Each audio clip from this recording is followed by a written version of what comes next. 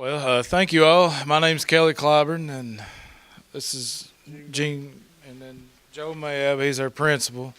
Gene's a carpentry instructor, and I'm an electrical instructor. This is our second tiny house. We're very fortunate to be able to be back again and take advantage of this great opportunity for our students. We had a very successful one last year, and we've tried a few different things this year just to streamline the process, build a good quality home, and still not kill ourselves in the process.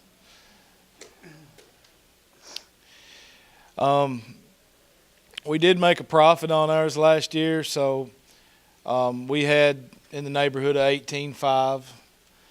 Basically, two teachers, me and Mr. Booth. And we've got several kids this year that's really, it's like the seniors want to claim this project. You know, last year we had the seniors. This is our tiny house. So we've got some new ones this year that's just all over it.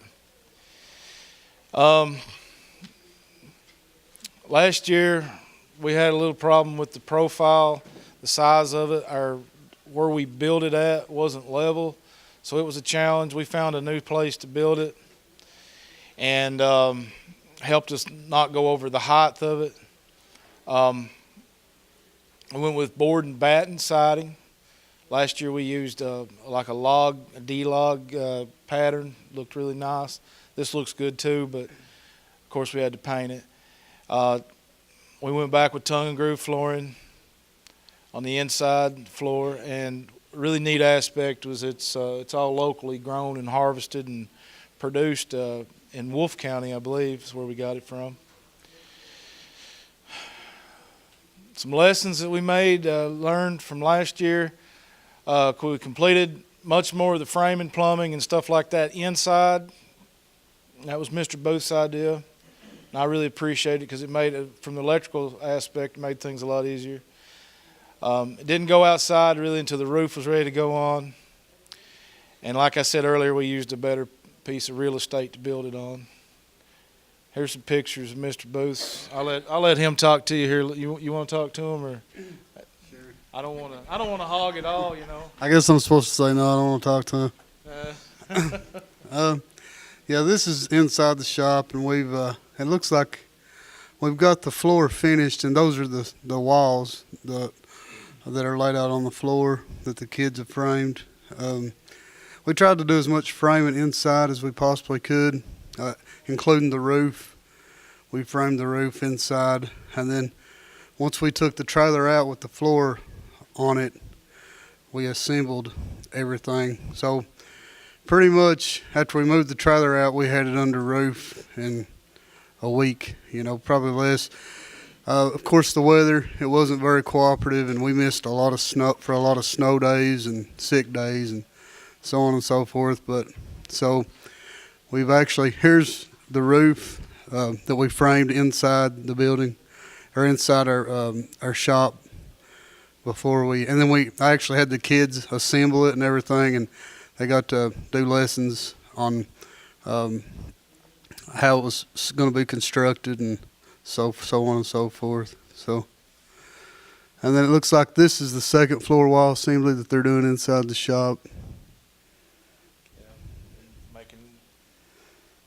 I had them actually drill holes to get the wiring through too. I think they might be doing some Yeah, so there's some actual electrical work going on there, I guess.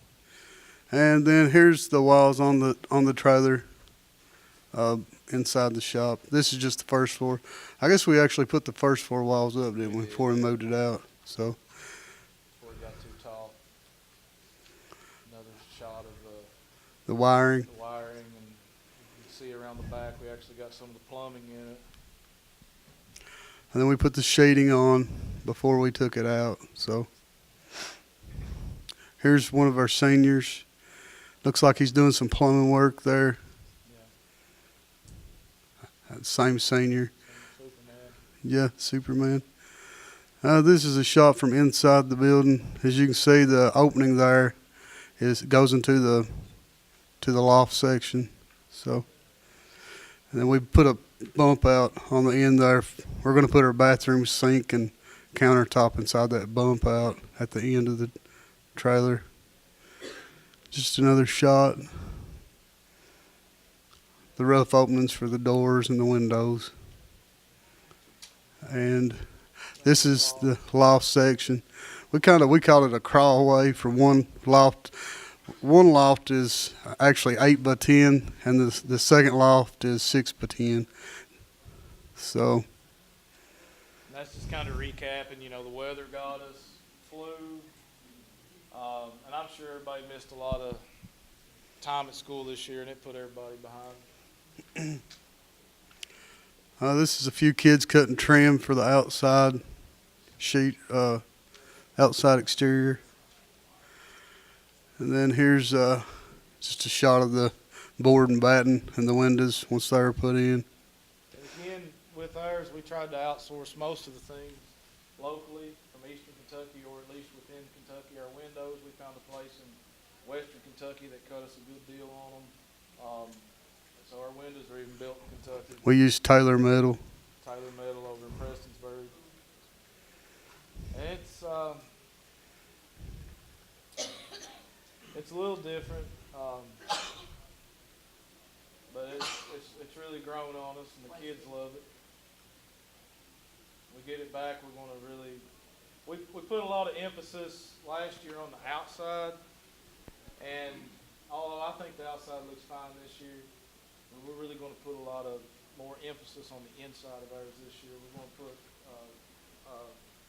we're making our own countertops, a lot of our cabinets and stuff like that, so we're putting a lot more of a personalized touch on the inside this year.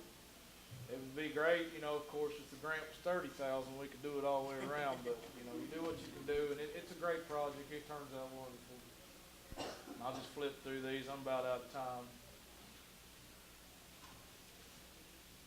We got a complete washer dryer hookup. It's kind of a weird thing we had last year that you hooked to the bathroom sink, but this year it's got its own standalone. 200 amp breaker box, which is always nice. You never run out of there. And you can see he did like 2 different patterns on the roof. He's got like a salt box in the middle, kind of breaks up the scheme of the, it's not quite a flat roof, but it's close. Kind of a downward shot at it.